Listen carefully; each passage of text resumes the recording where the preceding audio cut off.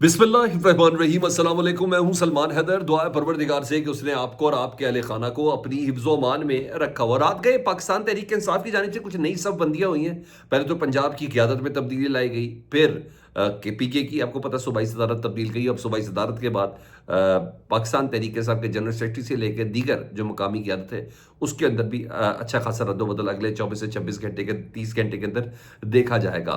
लेकिन कल इमरान खान साहब की जो मुलाकात हुई स्पेशली बैरिस्टर गौहर साहब से, जिसमें सबसे पहले तो उन्होंने इजाज़त दी, बल्कि हुक्म दिया कि मैं तुम्हें कह रहा हूँ कि मीन गंडापुर साहब के इस्तीफ़ा जो है एज अ पार्टी सदारत उसके ऊपर फिल फॉर दस्तखत करो। वो दस्तखत भी हो गए। इसके अलावा दीगर कुछ इंस्ट्रक्शंस दी गई। तो जनाब पाकिस्तान तहरीक इंसाफ के चेयरमैन की अब जो सफ बंदी हुई है ना, उसमें जो 2 रोज़ पहले एक फॉरेन अफेयर्स कमेटी बनाई गई थी जिसकी सरबराही रऊफ़ हसन साहब को दी गई थी। वो रऊफ़ हसन साहब से वो सरबराही ले ली गई है जी। अब जुल्फ़ी बुखारी साहब को ये ज़िम्मेदारी दी गई है। तो जबकि जुल्फ़ी बुखारी हैं, सज्जाद बरकी साहब हैं, शहबाज गिल साहब हैं, आतिफ़ खान साहब हैं। ये है कमेटी जो फॉरेन अफेयर्स के मामलात को देखेगी, यानी पाकिस्तान तहरीक इंसाफ का केस, उनके इलेक्शन के हवाले से, उनके मैंडेट के हवाले से, इमरान खान साहब के हवाले से, बुनियादी इंसानी हकूक़ के हवाले से अब ये कमेटी देखेगी। लेकिन ये बात इसमें ज़्यादा अहम है कि इसमें ज़्यादातर कमेटी के अरकान का ताल्लुक चाहे शहबाज गिल साहब की शक्ल में हो, सज्जाद बरकी साहब की शक्ल में, या आतिफ़ खान साहब की। आतिफ़ खान तो वो डोनाल्ड ट्रंप की फैमिली की के साथ जो उनकी एहलवा है, उनका ताल्लुक अमरीका से है। और कल जब मेरी मुलाकात हुई फैसल चौधरी साहब से, तो फैसल चौधरी साहब भी ये कह रहे थे कि हम किसी मदद की तरफ तो यकीन नहीं रखते, लेकिन हमें उम्मीद है कि बुनियादी इंसानी हकूक़ की तंजीमों के हवाले से आलमी दुनिया से अब एक सर्टन प्रेशर आने वाला है। फिर मैंने पूछा उनसे कि इसमें अमेरिका के लिए कितने पुरुद हैं? कहते हैं अमेरिका बहुत अनसर्टन है डोनाल्ड ट्रंप साहब, वो किसी वक्त भी कुछ कर सकते हैं। तो मुझे ऐसा लगता है कि जहां पाकिस्तान में एक तरफ अदालती बहास पाकिस्तान तहरीक इंसाफ संभाले हुए है, जहां अब 8 फरवरी का एक चैप्टर खोला गया है केपीके के इलाके सवाबी में, और लाहौर में मीनार पाकिस्तान में जलसा करने के हवाले से अब एक नई तारीख आ गई है। बलूचिस्तान से बाकायदा एक आगाज़ होने जा रहा है और उसकी डेट भी दे दी गई है। तो उसके बाद ऐसा लग रहा है कि पाकिस्तान तहरीक इंसाफ अब ज़रा आली मंजरनामे से प्रेशर बढ़ाना चाहती है, क्योंकि ये सब चीज़ें रह जाएंगी अगर, मैं ये नहीं कहता कि पाकिस्तान तहरीक इंसाफ को सारी आस इसके ऊपर है, लेकिन मेरा तज्जिया ये है कि अगर एक कॉल भी डोनाल्ड ट्रंप साहब की तरफ से आ जाए तो वो पाकिस्तान के लिए बड़ा मीनिंगफुल रहेगी। हाँ, रिचर्ड गर्नेल के ट्वीट्स मैटर नहीं किए, ये तो 14 साल कैद ना होती, नहीं तो दोबारा से ये तमाम मामलात ना खुलते। तो बहरहाल मुझे मुझे ऐसा लगता है कि शायद वो किसी एक बड़ी कॉल का इंतज़ार है तभी ये, और इस सिलसिले में कमेटी है जो फॉरेन अफेयर्स की, उसको एक दोबारा से एक दिन के बाद ही तश्कील ना हो उसकी की गई है। और ज़्यादातर का ताल्लुक मैंने आपको बताया अमेरिका से है। इधर पाकिस्तान तहरीक इंसाफ की जो मुज़ाकराती कमेटी थी जो हुकूमत से मुज़ाकरत कर रही थी, उसकी ज़िम्मेदारी अक्सर बदल दी गई है इमरान खान साहब की तरफ से। मुज़ाकराती कमेटी के यही लोग रहेंगे और इनका काम बताऊँ क्या है? इनका काम ये है मौलाना फजल रहमान समेत दीगर अपोजिशन जमातों को अपने साथ अलाइन करना है, इत्तेहाद बनाने के अहकाम दिए गए इमरान खान साहब की जानिब से। तो ये खबरें तो एक तरफ हैं। दूसरी तरफ पाकिस्तान तहरीक इंसाफ ने अपने बैकडोर राब्तों का अब भी राब्ते हैं, उस हवाले से उन्होंने बाकायदा तस्दीक की है। क्योंकि बैरिस्टर गौहर साहब की तो कोई 10-15 रोज़ पहले 12 रोज़ पहले उनकी मुलाकात हुई थी आर्मी चीफ से।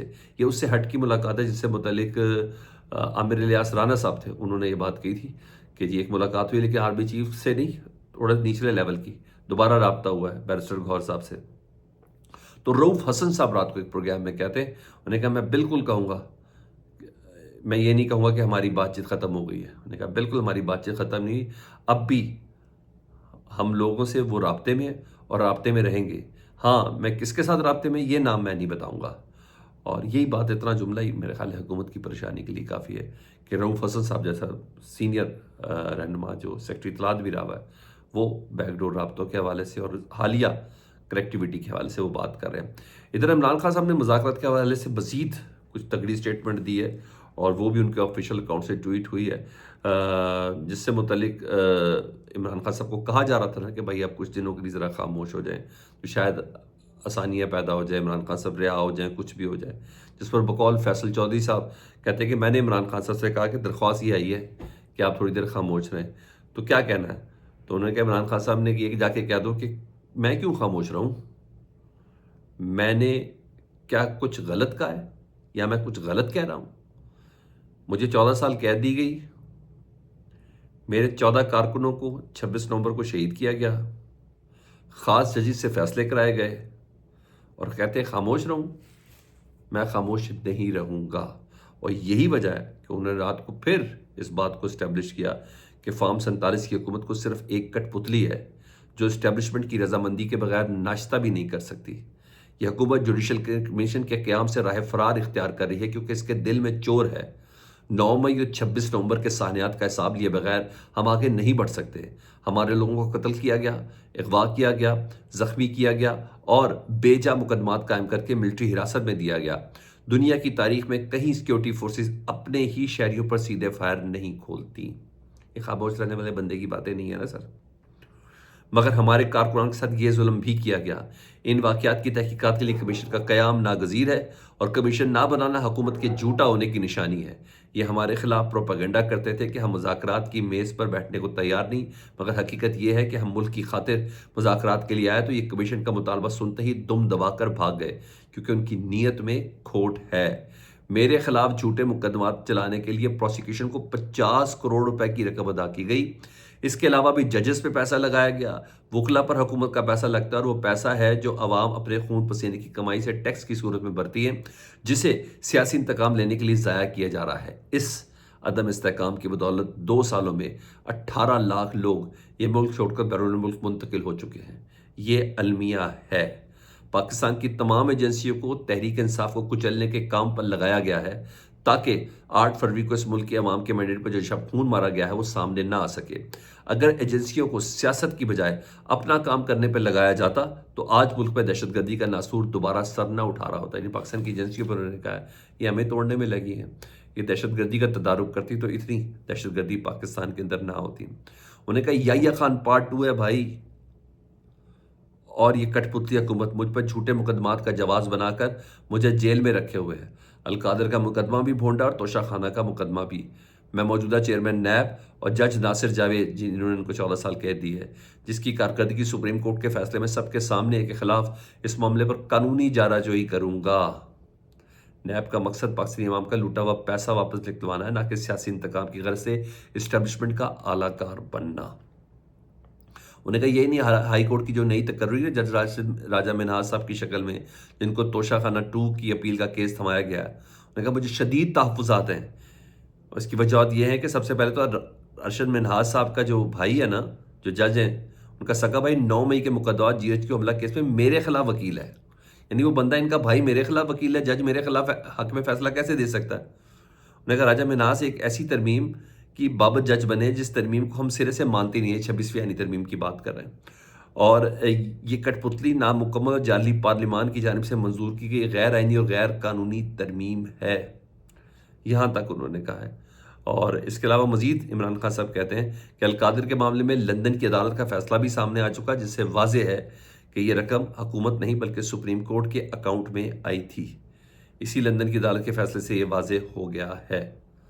یعنی بہرحال عمران خان صاحب کسی لحاظ سے بھی انہوں نے کہا کہ نہیں، انہوں نے کہا خیبر پختونخوا کی حکومت میں ہماری سب سے بہترین کارکردگی ہے، عوامی انتخاب سے حکومت آئی ہے، واحد صوبہ جو سرپلس میں ہے، ہماری طرز سیاست سب سے بہتر ہے، صحت کارڈ آج بھی چل رہا ہے، وہ یہ کہہ رہے ہیں۔ انہوں نے کہا حقیقی زیادتی کے لیے پاکستان کے ہر فرد کو تحریک انصاف کا ساتھ دینا ہوگا، نوجوان اپنے آپ کو خوف سے آزاد کریں۔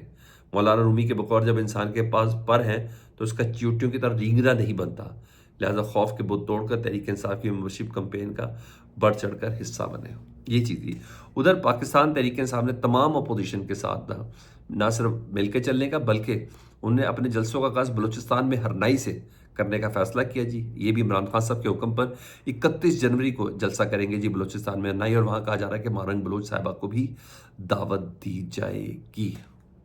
PK پر جہاں صحافی احتجاج کر رہے ہیں وہاں سابق ترجمان ہیں آصف علی زرداری صاحب کے، ان کا کہنا ہے کہ almost every one including Bilawal Bhutto Zardari said it would have been best to discuss PK tweets with stakeholders۔ Stake holder سے بات کریں، مگر ووٹ بھی دیتے ہو یار، کیا کرتے ہو؟ بہرحال وہ کہتے ہیں مخالفت بھی کرتے ہیں لیکن ووٹ بھی دے دیتے، مجبوریاں اتنی ہیں نا۔ انہوں نے کہا the only way now is President Asif Ali Zardari to defer signing it into law and urged Shehbaz Sharif साहब seek broad-based consultation with stakeholder. उन्होंने कहा साफ से बात करें, हम आसिफ अली जरदारी साहब से ये उम्मीद करते हैं कि वो साइन नहीं करेंगे पीका एक्ट पर. लेट्स सी आसिफ अली जरदारी साहब ने किसकी बात माननी है. कम से कम शहबाज शरीफ साहब तो नहीं है ये पीका एक्ट बनाने वाले. फीडबैक से मुतल्लिक करें, अपना बहुत ज़्यादा ख्याल रखें. अल्लाहुम्मा सल्ली अला मुहम्मद व आले मुहम्मद.